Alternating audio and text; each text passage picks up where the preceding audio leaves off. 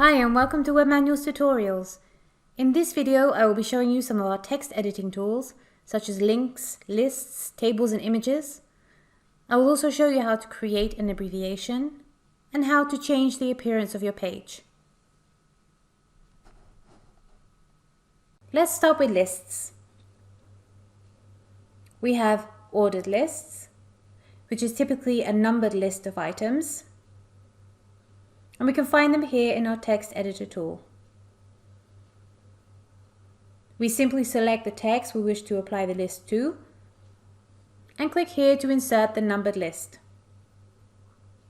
If you wish to select some different properties for your numbered list, simply right-click and select Numbered List Properties. And here you have some different types you can select from. And finish by clicking on OK.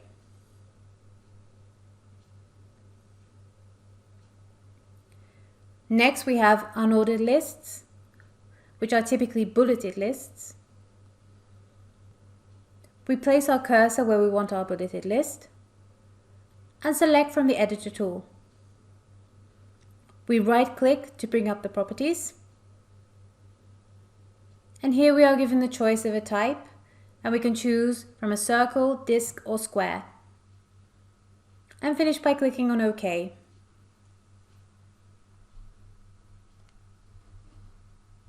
Next, I will show you how to use links.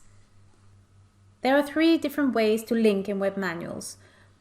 The first is to simply select the text and choose the link icon here in the text editing tool.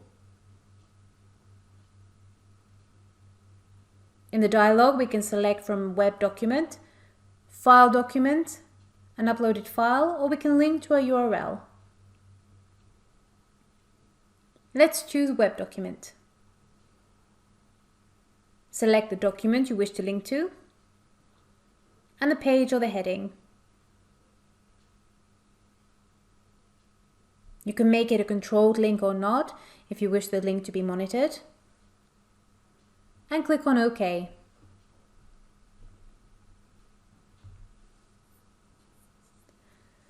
Next we have what we call the quick link.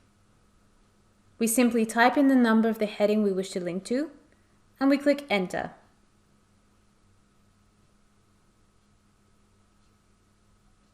The third way is through our cross-references module. This module is used to highlight cross-references in the document in the form of a table. And we can also use the module to add cross-references. But first, let's save our links so they will also be included in the module. Let's go to the Modules menu and select Cross-References.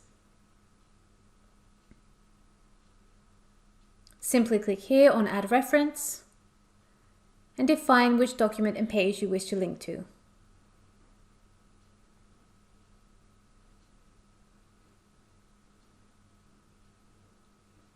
Next, I will show you how to add an image. From the Editor tool, we select the image icon. In the dialog, we select the Upload tab. We select the image we want to upload. We can adjust the height or the width. And we can crop and rotate. We click on Upload and OK.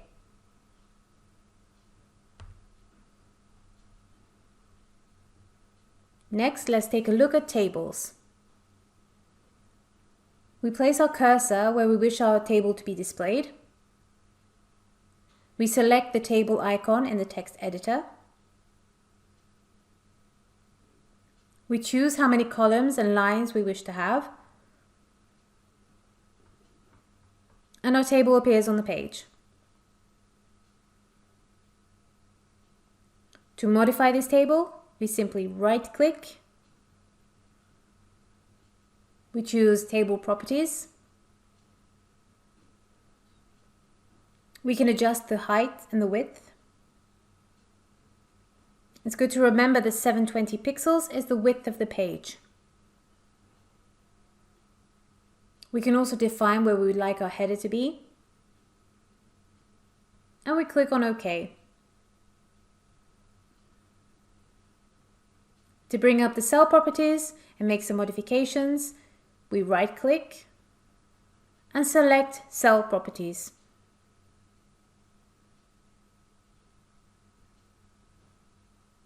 We can merge two tables together.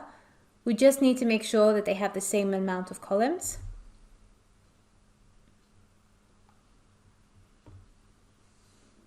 We can right-click on the first table, and under Advanced, we choose to merge with table below.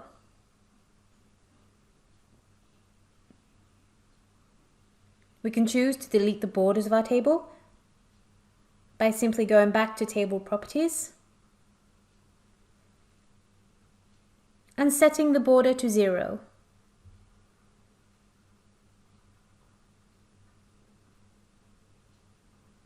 We can also choose to draw certain borders in our table, and we can do so with the arrows on our keyboard. We place a cursor where you want to draw the borders. We hold Control and then use the arrows to draw the borders.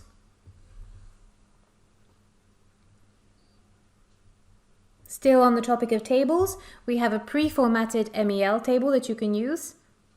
Simply click here on this icon to find the settings and click OK.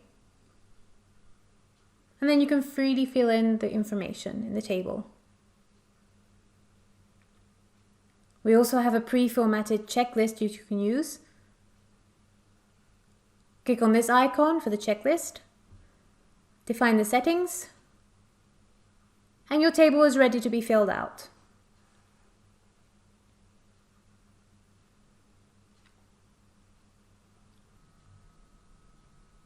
Now I would like to guide you through how to create an abbreviation.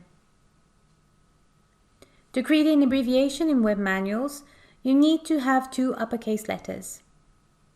When you start typing, the system will recognize this as creating an abbreviation and suggest you insert a definition, like so.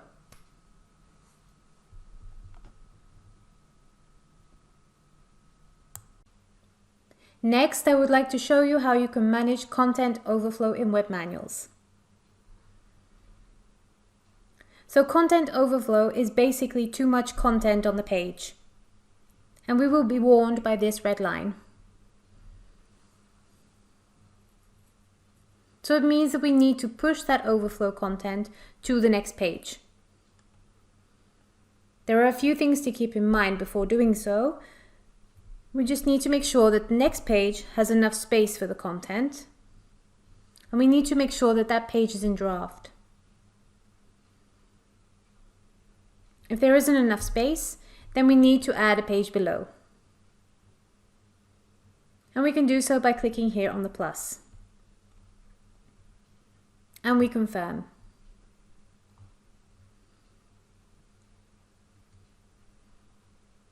We go back to our page for the overflow, and at the bottom of the page, we click on the arrow, and we move the overflow to the next page.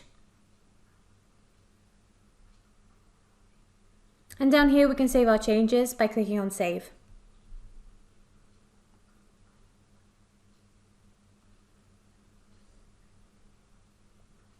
If you wish to change the appearance of your page, you can do so by clicking on this icon.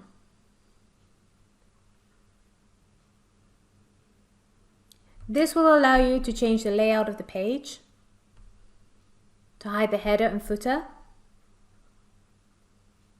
to change the page's design and its structure. And it also allows you to insert page labels, like so. Please note that these need to be created by the admins beforehand. And we can also insert a background image.